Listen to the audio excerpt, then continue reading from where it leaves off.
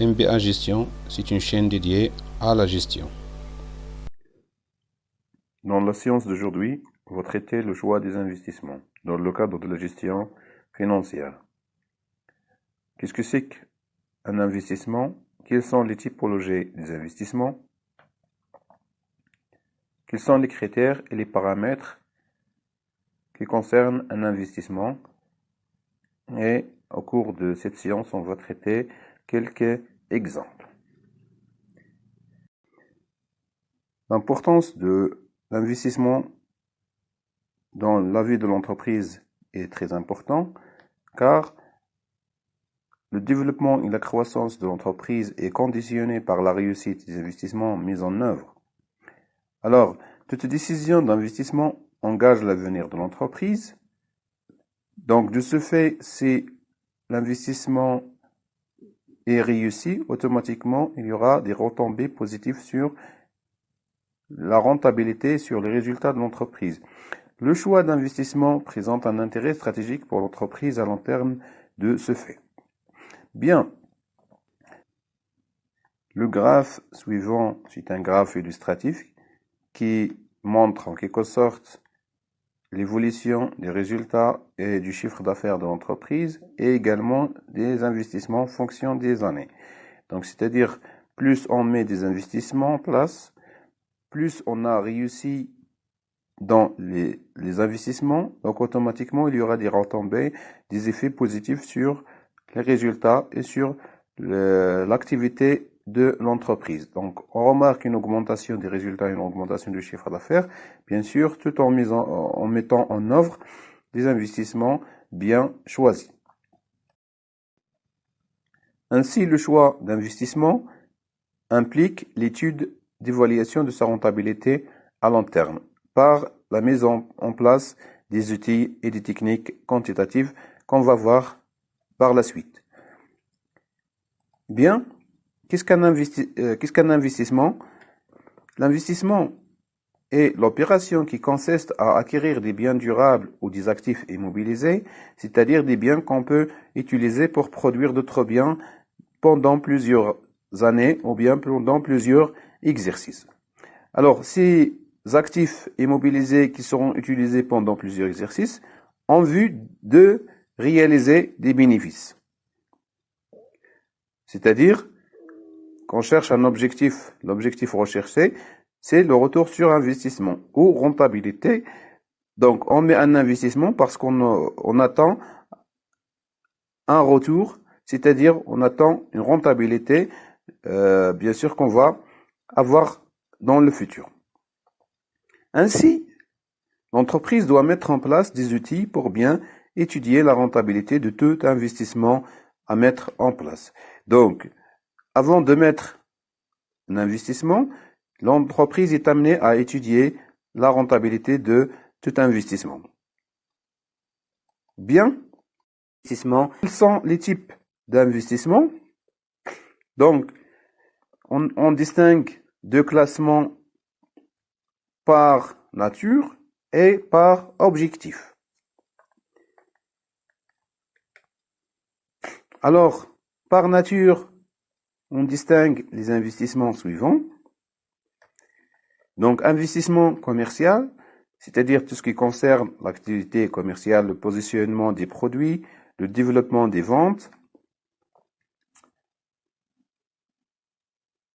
la distribution, c'est-à-dire l'investissement en ce qui concerne le développement des points de vente, etc. Puis, on a l'investissement financier qui est représenté par les droits de créance, c'est-à-dire les prêts et dépôts, ou par des placements et l'acquisition des titres financiers en vue, bien sûr, d'obtenir des revenus.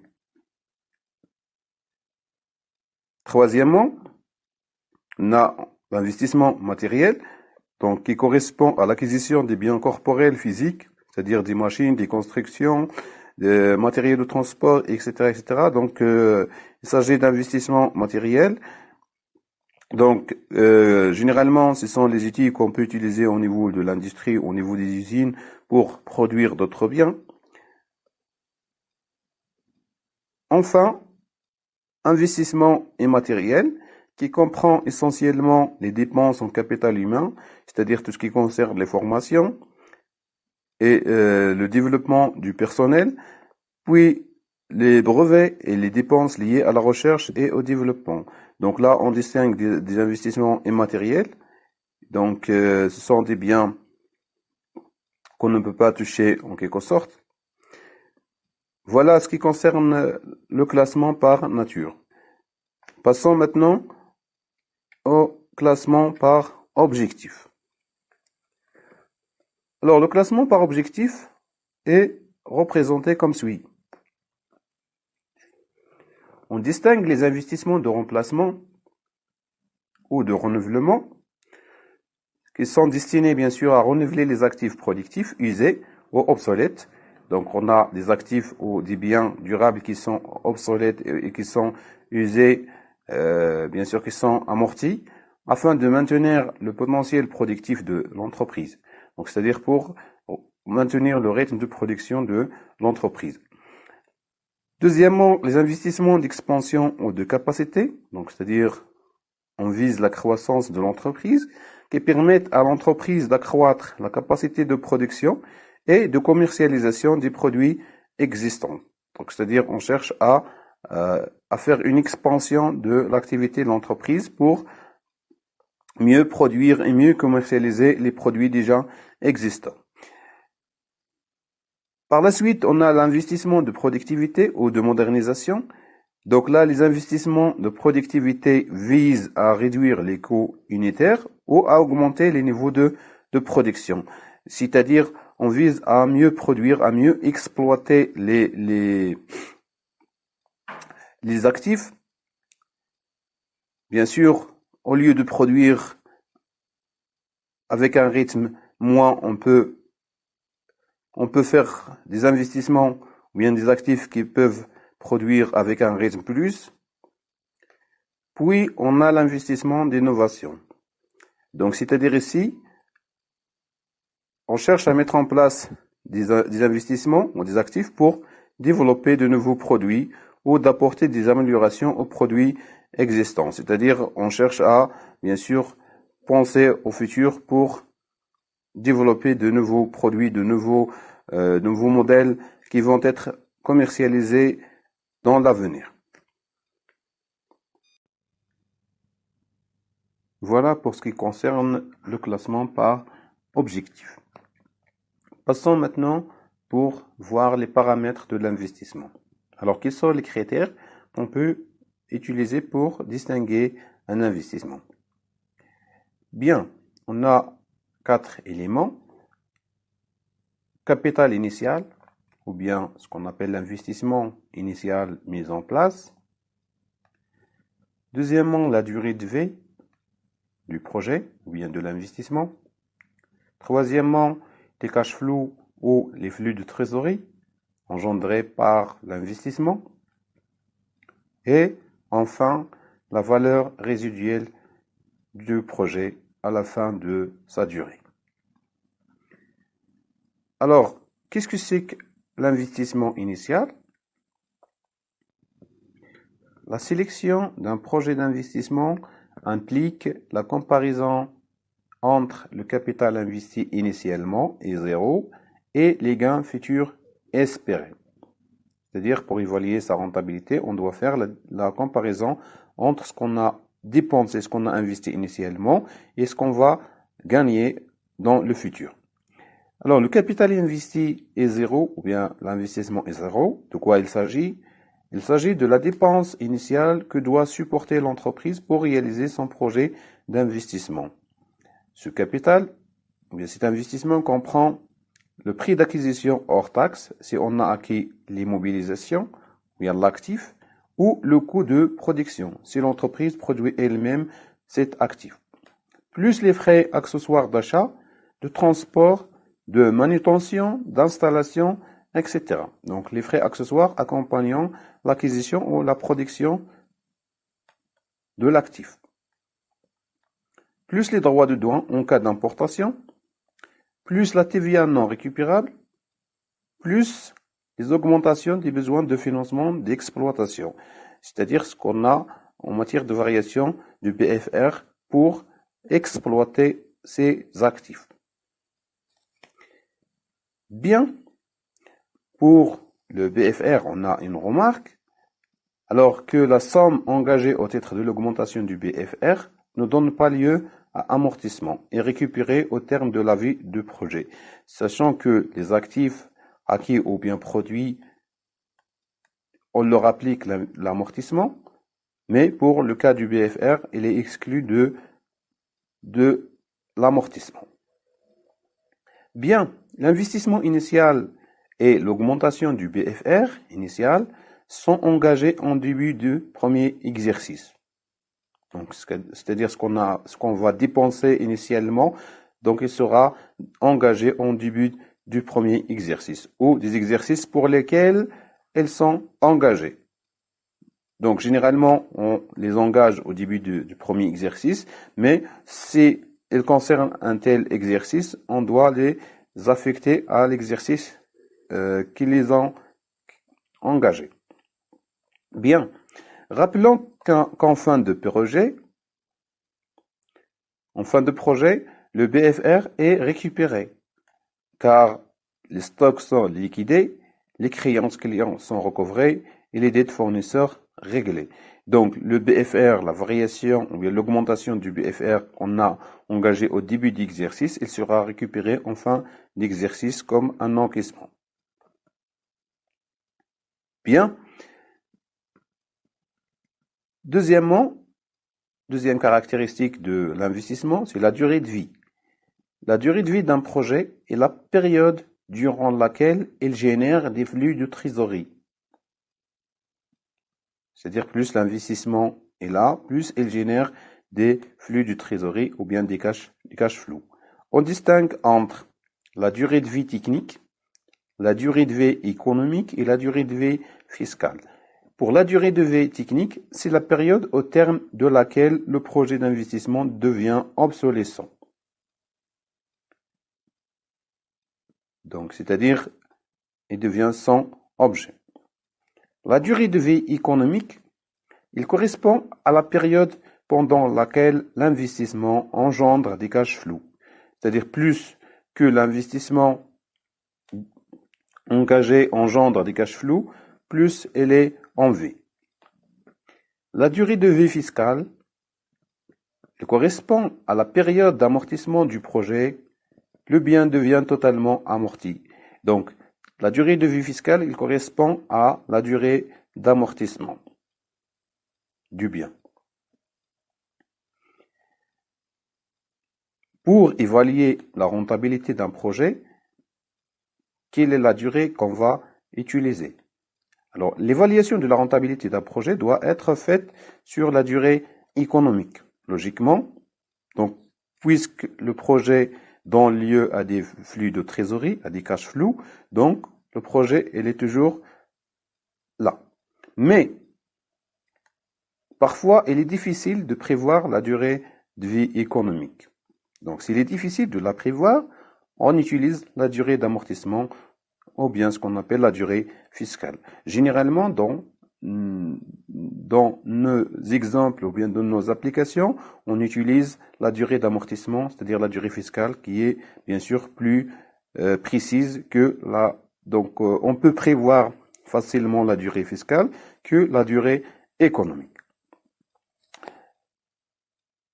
Alors, en ce qui concerne la troisième caractéristique, on a les cash flows ou les flux de trésorerie, flux net de trésorerie. Bien, alors le flux net de trésorerie ou cash flow, il correspond à la différence entre les recettes et les dépenses induites par le projet d'investissement. Donc, on fait la comparaison entre les recettes, c'est-à-dire la différence entre les recettes engagées par le projet d'investissement et les dépenses nécessaires pour réaliser l'investissement. Donc, c'est ce qu'on appelle le cash flow ou flux net de trésorerie. Les cash flows sont le résultat des prévisions de chiffre d'affaires. Donc, on prévoit la réalisation du chiffre d'affaires, des différents coûts d'exploitation ou des impôts, elles sont dégagées de façon continue tout au long d'un exercice. Donc, on fait des prévisions en ce qui concerne les recettes et en ce qui concerne les coûts à supporter tout au long du projet. Afin de simplifier les calculs, on considérera qu'ils sont dégagés en fin d'exercice. Ils sont aussi calculés en tenant compte de la fiscalité, c'est-à-dire des impôts, soit l'IS, soit la TVA, etc. Bien. Alors, cash flow égale recettes induites du projet moins les dépenses induites du projet. Donc, on fait la différence entre les recettes et les dépenses. Égale produit encaissable moins charge décaissable. C'est-à-dire ce qu'on a encaissé et ce qu'on a décaissé. Égale, autrement dit, la capacité de financement d'exploitation, c'est-à-dire la CAF. Sachant que la CAF d'exploitation est égale au résultat net plus les dotations d'exploitation. Cash flow, donc, est égal au résultat net plus les dotations d'amortissement.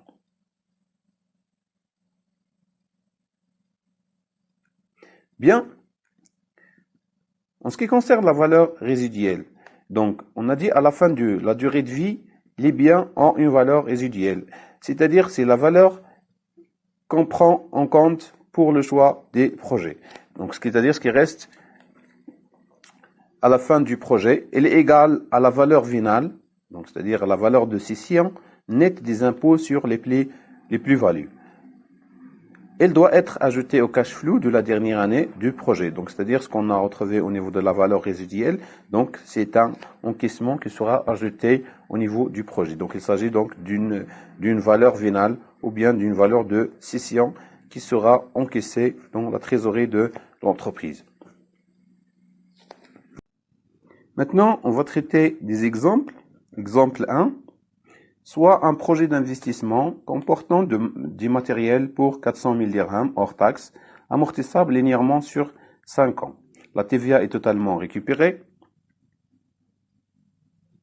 Les prévisions d'exploitation relatives à ce projet sont les suivants. Pour le cas du chiffre d'affaires et les charges variables, on a les éléments suivants dans le tableau suivant. Donc, pour la première année, on a 400 000 dirhams pour le chiffre d'affaires. Les charges variables sont de 240 000 dirhams. Ainsi de suite pour les autres années, jusqu'à 5 ans. Les charges fixes hors amortissement sont évaluées à 70 000 dirhams et sont supposées rester à ce niveau pendant les 5 années. C'est-à-dire qu'il n'y a pas de changement au niveau des charges fixes hors amortissement. Donc la structure de l'entreprise reste fixe pendant les 5 ans. L'impôt sur les sociétés est au taux de 31%.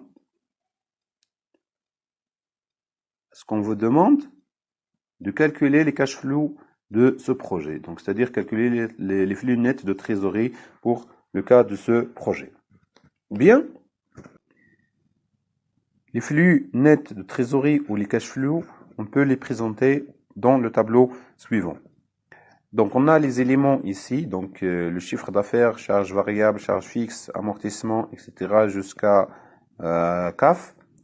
Et ici, on a les années. Bien. Donc, on a les éléments qui concernent le chiffre d'affaires, les charges variables et les charges fixes. Sont des données qui sont présentées au niveau de l'énoncé. Alors que on va calculer l'amortissement et les résultats avant impôt, impôt sur le résultat net et par la suite les cash flows. Pour le cas d'amortissement, donc on a l'investissement initial multiplié par le taux d'amortissement, donc on a 5 ans, donc il s'agit d'un amortissement linéaire, donc on prend l'investissement de 400 000 divisé par 5, on trouve 80 000 dirhams. Bien, donc on prend la valeur de l'investissement pour chaque année, donc le projet est amorti à 80 000 dirhams chaque année. Bien, pour le cas de résultat avant impôt, on a le chiffre d'affaires moins, donc on prend résultat avant impôt, le chiffre d'affaires moins le coût variable, ou bien les charges variables, moins les charges fixes, ce qu'on a ici, moins l'amortissement.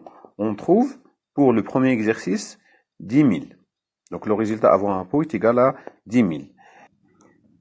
L'impôt sur le résultat est égal résultat avant impôt multiplié par le taux d'impôt. Donc on a pour le taux d'impôt 31%. Donc on prend 10 000 multiplié par 31%, on aura 3100 dirhams. Pour le résultat net, on calcule le résultat net, donc c'est-à-dire le résultat avant impôt moins l'impôt. Donc le résultat net est égal au résultat avant impôt moins l'impôt. Donc on prend 10 000 moins 3100, on obtient 6 900. D'accord? Pour le calcul des cash flow, on a la CAF, bien le flux de trésorerie, égale le résultat net plus l'amortissement. Donc on prend le résultat net plus l'amortissement. Donc 6 900 plus 80 000. Donc on a le cash flow de 86 900. Donc pour le premier exercice, on fait la même chose pour le deuxième exercice. Donc on calcule de la même sorte. Le troisième exercice, il est calculé de la même sorte également. On retrouve les cash flows pour chaque année ou pour chaque exercice. Okay? Donc dans le cinquième exercice, on a un cash flow de 224 900 dirhams. Donc ce sont les cash flows, ou bien ce sont les flux nets de trésorerie engendrés par l'investissement étudié dans l'exemple. Voilà pour le premier exemple. On passe maintenant au deuxième exemple. Alors, la société EDER étudie un projet d'investissement dont les caractéristiques sont les suivantes. Donc, on a l'investissement initial qui est de 560 000 dirhams payables immédiatement, donc dépensés au début du premier exercice, dont variation du BFR est de 60 000 dirhams. Donc, il y a une variation du besoin de financement, besoin d'un fonds de roulement d'exploitation qui est de 60 000 dirhams, inclus dans la dépense initiale.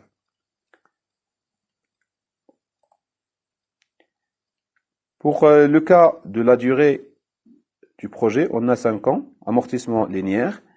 La valeur résiduelle de ce projet est de 40 000. Le chiffre d'affaires généré est présenté comme suit. Donc on a pour l'année, la première année, on a 450 000. Deuxième année, 580 000, ainsi de suite.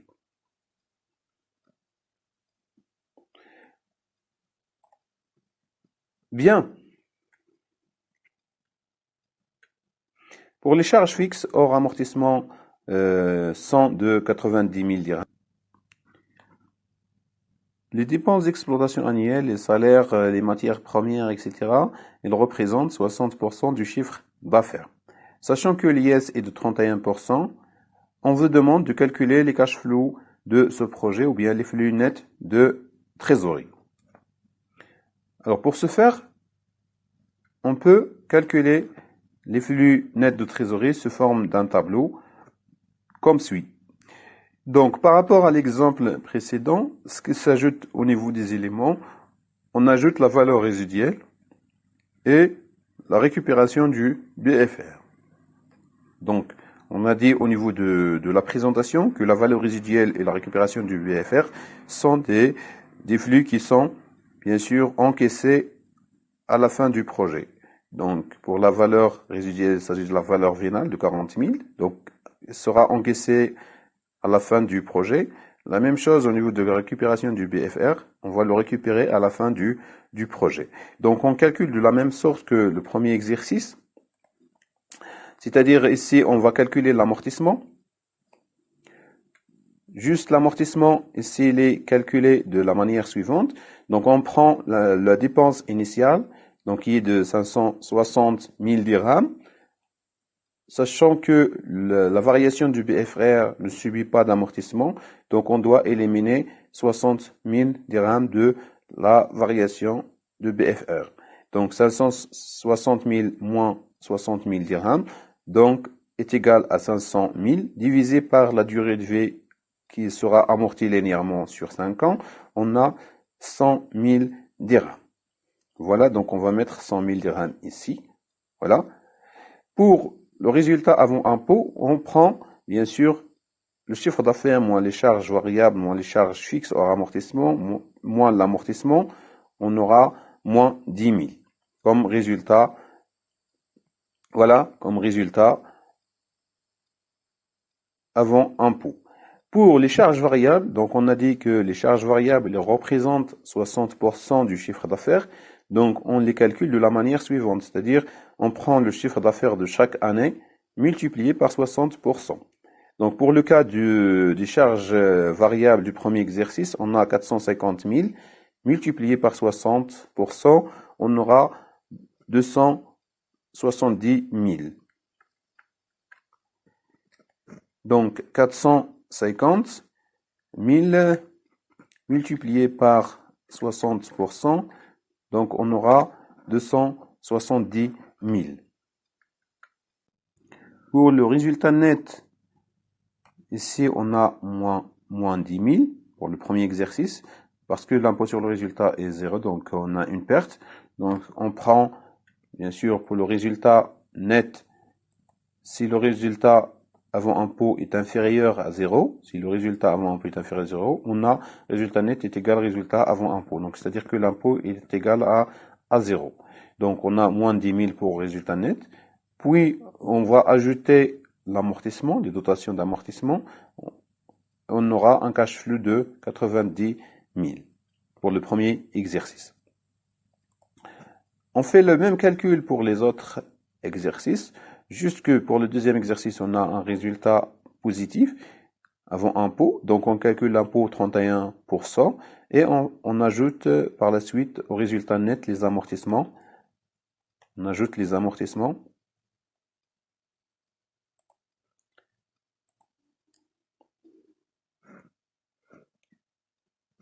Alors, le cash flow ou bien les flux nets de trésorerie, c'est le résultat net, donc est égal au résultat net, plus l'amortissement pour les différents exercices.